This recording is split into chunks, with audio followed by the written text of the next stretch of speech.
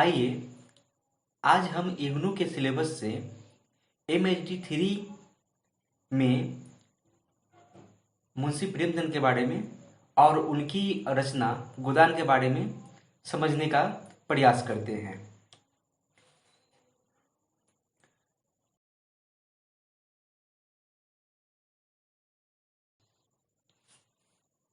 गोदान में उपस्थित राष्ट्रीय आंदोलन से हम शुरुआत करते हैं।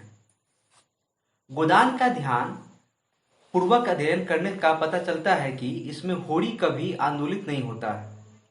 वह किसानों की कुशल दबे रहने में मानता है। राय साहब को क्या दोष दें, भाग्य का खेल है, ऐसा सोचकर वह शांत रहता है।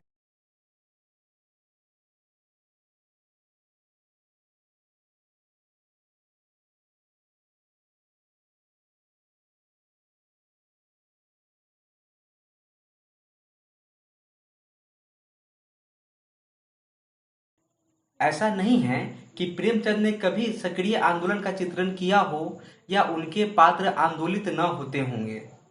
रंगभूमि में अंधे सूरदास के लिए जनता आंदोलन पर उतर आती है। प्रेमचंद उस आंदोलन का समर्थन करते हैं। कर्मभूमि में तो लगानबंदी आंदोलन को पर्याप्त विस्तार से चित्रित किया गया है। तब प्रेमचंद ने गोदान में होड़ी को इतना दब, डरपोक और समझौता परस्त क्यों दिखाया? प्रेमचंद साहित्य के मर्मज्ञ विद्वानों ने इन सवालों को उठाया है। डॉक्टर नामवर सिंह ने लिखा है, प्रेमाश्रम के बलराज और मनोहर जैसे किसानों को उन्होंने बहुत अधिक विद्रोही दिखाया था, लेकिन होड़ी को उन्होंने संतोष, धैर्य, सहनशीलता तथा अंधविश्वास का पुंज दिखलाया, जो भारतीय किसानों की जातीय विशेषता है। यदि किसान आंदोलन की ओर ध्यान दें तो प्रेमाश्रम के 17-18 वर्षों के बाद लिखे हुए गोदान में किसान काफी संतोषी, भाग्यवादी और धैर्यवान रहा है। अपने अनुभवों से प्रेमचंद ने इस तथ्य को अंत में समझा और होड़ी के रूप में उन्होंने ऐसे ही किसान का चित्रण किया जो तमाम किसानों का प्रतिनिधि हो। आगे बढ़ते हैं। जहां तक व्यक्ति का प्रश्न है, होड़ी कायर नहीं है। राय साहब की दावत में वही अकेला होता है जो पठान बने हुए मेहता की बंदूक से घबराता नहीं और उससे भिड़ जाता है। यूं थानेदार के सामने जाते हुए घबराता है, कारिंदा, महाजन, पंचों का आदेश मान लेता है। वैसे ध्यान से देखने पर पता चलता है कि पात्र के रूप में होड़ी अधूरा है। वह उपन्यास में कभी अकेला नहीं आता। उसके आगे पीछे हमेशा धनिया रहती है और वह हर मुद्दे पर अपनी राय देने से बाज नहीं आती। अक्सर होड़ी धनिया से तर्क में परास्त हो जाता है, उसकी डांट फटकार खाकर चुप हो जाता है। वह तो धनिया से मिलकर ही संपूर्ण चरित्र बनता है। यदि धनिया की तुलना मनोहर से की जाए तो उसके सामने मनोहर धीमा पात्र ही लगता है। इसके बावजूद यह तय है कि प्रेमचंद ने गोदान में किसानों की आंदोलन धर्मी चेतना का वर्णन नहीं किया है, वरन उनकी बदहाली का बयान किया है। वे गोदान में किसानों का आह्वान नहीं करते, उन्हें प्रेरित नहीं करते कि वे उठकर इस व्यवस्था का अंत कर दें, वरन वे शिक्षित मध्य वर्ग को उत्साहित करते हैं। गोदान शिक्षित वर्ग को संबोधित है।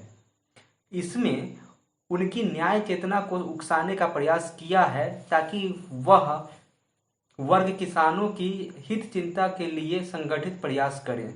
प्रेमचंद को यह विश्वास हो गया था कि आधुनिक शिक्षित बुद्धिजीवियों की सक्रियता के बिना किसान स्वयं अपनी समस्याओं का समाधान नहीं कर सकते। इसलिए उन्होंने किसानों के ओज का वर्णन न कर उनकी असहनीय पीड़ा का चित्रण किया है। आगे देखते हैं किसान जीवन में राष्ट्रीय आंदोलन का प्रभाव। जहां तक राष्ट्रीय आंदोलन का प्रश्न है, होरी को इन आंदोलन की कोई जानकारी नहीं है।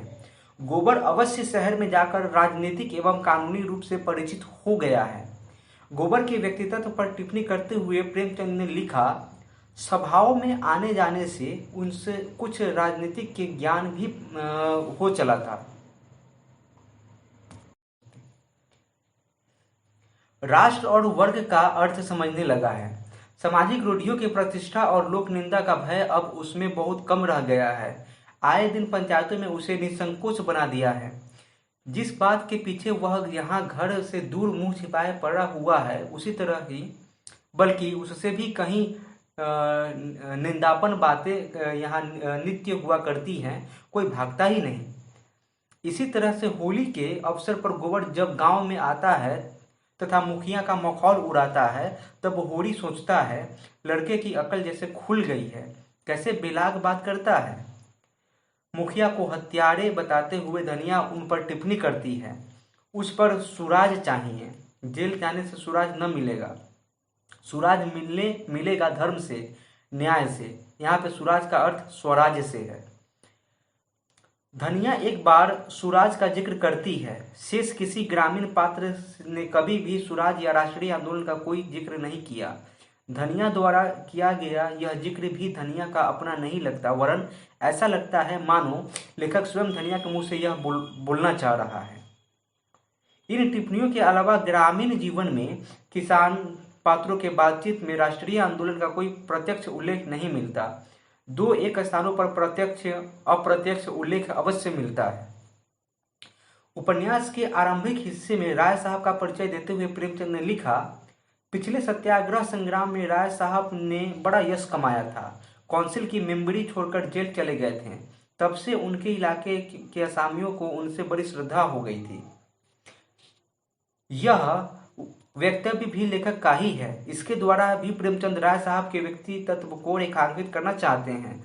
इससे किसानों की राजनीतिक जागरूकता का कोई संबंध नहीं, क्योंकि किसी किसान ने कभी भी इस श्रद्धा को अभिव्यक्त नहीं किया, न अकेले में न सामूहिक बातचीत में। इसीलिए जहां तक किसानों के जीवन का प्रश्न है, प्रेमचंद ने राष्ट्रीय आंदोलन का कहीं कोई उल्लेख नहीं किया।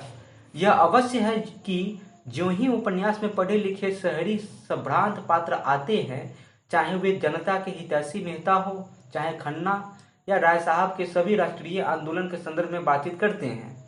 इससे एक निष्कर्ष तो निकलता है, ये प्रेमचंद की दृष्टि में राष्ट्रीय आंदोलन अभी तक शहरी मध्यवर्गीय पूंजीपति जमींदार समुदाय तक ही सीमित है। शहर के मध्यवर्गीय, निम्न मध्यवर्गीय लोग और मजदूरों तक में थोड़ी बहुत जागृति आ गई हो, परंतु विशाल किसान वर्ग में यह आंदोलन अभी तक दूर है।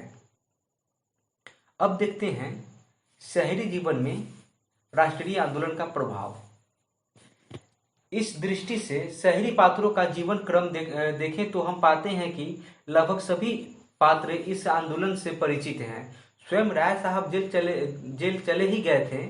यह अलग बात है कि राय साहब राष्ट्रवादी होने पर भी हुकाम से मेल जोल बनाए रखे थे। उनकी नजरें और डालियां और कर्मचारियों की दस्तूरियां जैसी चली आती थी। इसी तरह मिस्टर खन्ना भी साहसी आदमी थे। संग्राम में आगे बढ़ने वाले, एक दो बार जेल भी हो आए थे। किसी से दबना न जानते थे, खद्दर न पहनते थे और फ्रांस की शराब पीते थे। अवसर पड़ने पर बड़ी बड़ी तकलीफें झेल सकते थे। जेल में शराब छुई तक नहीं और ए क्लास में रहकर भी सी क्लास की रोटियां खाते रहे। हालांकि उन्हें हर तरह का आराम मिल सकता था। मिस मालती भी एक बार जेल हो आई थी। मालती एक बार कहती है, मैंने केवल एक बार जेल जाने के सिवा और क्या जनसेवा की है, और सच पूछिए तो उस बार भी मैंने अपने मतलब से ही गई थी। इसी तरह जैसे राय साहब और खन्ना गए थे। इसी तरह राय साहब ने भावी दामाद कुंवर दिग्विजय सिंह के बारे में प्रेमचंद ने लिखा, कुंवर साहब दुर्वासनाओं के भंडार थे। शराब, गांजा, अफीम, मदक, चरस, ऐसा कोई नशा न था जो वह न करता हो। और अयासी तो रईस की शोभा होती है, परंतु वैसे बड़े दबंग और निर्भीक थे। राष्ट्रीय आंदोलन में दिल खोलकर सहयोग देते थे। गुप्त रूप से अधिकारियों से यह बात छिपी न थी, फिर भी उनकी बड़ी प्रतिष्ठा और साल में एक दो बार गवर्नर साहब भी उनके मेहमान हो जाते थे। हाँ, यह अवश्य था कि इनमें से कुछ पात्र कांग्रेस के सहयोग देने के लिए पछताते हुए भी दिखाई देते हैं। कभी वे जेल जाने का गौरवमान गान गाते हैं तो कभी अपनी इस मूर्खता के लिए अपने आप को कोसते भी हैं। एक बार राय साहब बोले, सत्याग्रह आंदोलन छिड़ा, मेरे सारे भाई शराब कबाब में मस्त थे, मैं अपने को रोक न सका, जेल गया और लाखों रुपए की जेरबारी हुई और अभी तक उसका तावान दे रहा हूँ। मुझे उसका पछतावा नहीं, बिल्कुल नहीं। यही राय साहब एक बार पछताते हुए कहते हैं, कांग्रेस में शरीक हुआ, उसका तावान अभी तक देता जाता हूँ, काली किताब में नाम दर्ज हो गया। यह पछतावा अंततः उनके अंग्रेज राज का भक्त बना देता है। प्रेमचंद बहुत मीठी चुटकी लेते हुए इस प्रकरण का वर्णन करते हैं। प्रेमचंद ने लिखा कि राय साहब का सितारा बुलंद है। सबसे बड़े सौभाग्य की बात यह थी कि अब की हिज मैजेस्टी के जन्मदिन के अवसर पर उन्हें राजा की पदवी भी मिल गई। अब उनकी महत्वाकांक्षा संपूर्ण रूप से संतुष्ट हो गई। उस दिन खूब जश्न मनाया गया और इतनी शानदार दावत हुई कि पिछले सारे रिकॉर्ड टूट गया। जिस वक्त हिज एक्सेलेंसी गवर्नर ने उन्हें पदवी प्रदान की, गर्व के साथ राजभक्ति की ऐसी तरंग उनके मन में उठी कि उनका एक एक रोम इससे प्लावित हो उठा।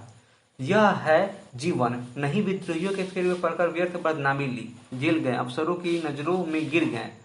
जिस डीएसपी ने उन्हें पिछली बार गिरफ्तार किया था, इस वक्त वह उनके सामने हाथ बांधे खड़ा था और शायद अपने अपराध के लिए क्षमा मांग रहा था। उपयुक्त सभी प्रसंगों से ऐसा लगता है कि प्रेमचंद राष्ट्रीय आंदोलन के तत्कालीन रूप से कुछ असहमत होने लगे थे। इसलिए इस आंदोलन के प्रति वैसा उल्लास और उत्साह का भाव गोदान में नहीं मिलता जैसा उनकी पूर्ववर्ती रचनाओं में मिलता है। हंस और जागरण की कई टिप्पणियों में भी प्रेमचंद ने आंदोलन की कमियों की ओर इशारा किया है।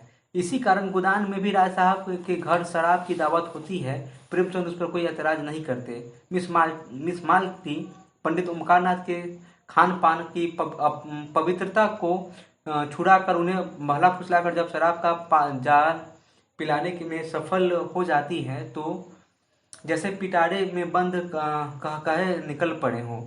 इस अवसर पर जो टिप्पणी होती है वह द्रष्टव्य है। तोड़ दिया नमक का काला कानून, तोड़ दिया नेम का घड़ा, फोड़ दिया।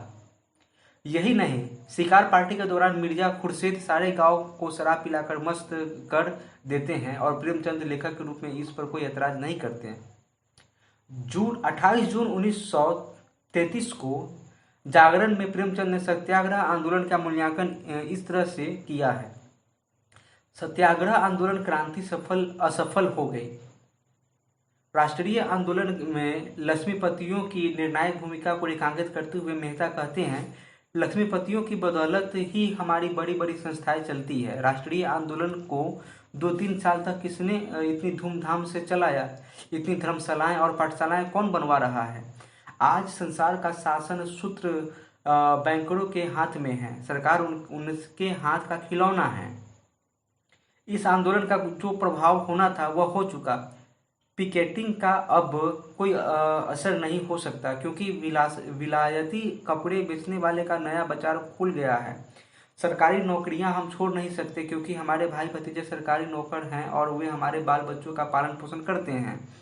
लगानबंदी व करबंदी का भी असर नहीं हो सकता। यहाँ तक कि नमक का ड्रामा भी खेला जा चुका और उसे सरकार की बेवकूफ़ी से जो सफलता मिल गई उसकी अब आशा नहीं की जा सकती।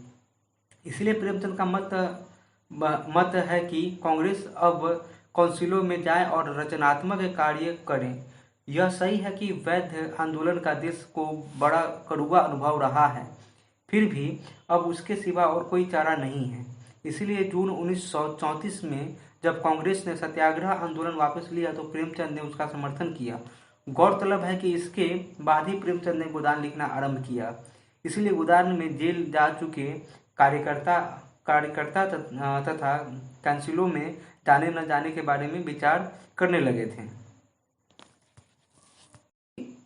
सभी बुद्धिजीवी पात्र किसी न किसी रूप से काउंसिल की गतिविधियों की चर्चा करते हुए दिखाए गए हैं। मिस्टर तड़मवा मालती को काउंसिल में जाने की, चुनाव लड़ने की प्रेरणा देते हुए कहते हैं,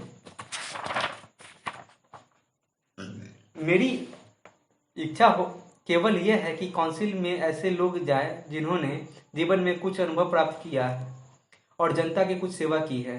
जिस महिला ने भोग विलास के सिवा कुछ जाना ही नहीं, जिसने जनता को हमेशा अपनी कार का पेट्रोल समझा, जिसकी सबसे मूल्यवान सेवा में पार्टियां हैं जो हर गवर्नरों और सेक्रेटरियों को दिया करती है, उनके लिए इस काउंसिल में स्थान नहीं है। नई काउंसिल में बहुत कुछ अधिकार प्रतिनिधियों के हाथ में होगा और मैं नहीं चाहता कि वह अधिकार अनाधिकारों के हाथ में जाए। इसी तरह तनखा राय साहब से कहते हैं, अब की तो आपने काउंसिल में प्रश्नों की धूम मचा दी। मैं तो दावे के साथ कह सकता हूं कि किसी मेंबर का रिकॉर्ड इतना शानदार नहीं है। इस पर मिर्जा खुर्शी टिप्पणी करते हैं, मेरा बस चले तो काउंसिल में आग लगा दूं। जिसे हम डेमोक्रेसी कहते हैं वह व्यवहार में बड़े बड़े पूंजीपतियों और जमींदारों का राज्य है और कुछ नहीं। चुनाव में वही बाजी ले जाता है जिसके पास में रुपए हैं। रुपए के जोर से उसके लिए सभी सुविधाएं तैयार हो जाती हैं। बड़े बड़े लिखने और बोलने वाले जो अपनी जबान और कलम से रिपब्लिक को जिस तरह चाहे फेर दें, सभी सोने के देवता के पैरों पर माथा रगड़ते हैं। मैंने तो इरादा कर लिया है, अब इलेक्शन के पास न जाऊंगा। मेरा प्रोपेगेंडा अब डेमोक्रेसी के खिलाफ होगा। इन काउंसिलों की चुनावी हलचल से एक नए ढंग के राजनीतिक कार्यकर्ता का उदय हुआ। प्रेमचंद की सूक्ष्म दृष्टि से वह ओझल नहीं हुआ। वह है असफल वकील मिस्टर श्याम बिहारी लेखा, जो बीमा। इन काउंसिलों के चुनाव हलचल से एक नए ढंग के राजनीतिक कार्यकर्ता का उदय हुआ है। प्रेमचंद की सूक्ष्म दृष्टि से वह ओझल नहीं हुआ है।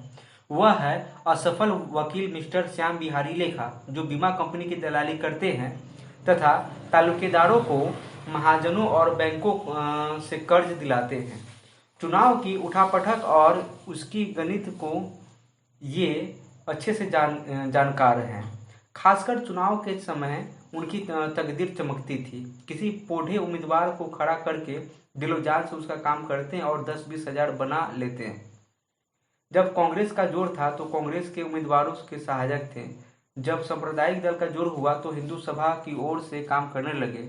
मगर इन उलटफेरों के समर्थन के लिए उनके पास ऐसी दलीलें थीं कि कोई उनकी उंगली न दिखा सकता था। चलिए आज के लिए इतना ही। धन्यवाद।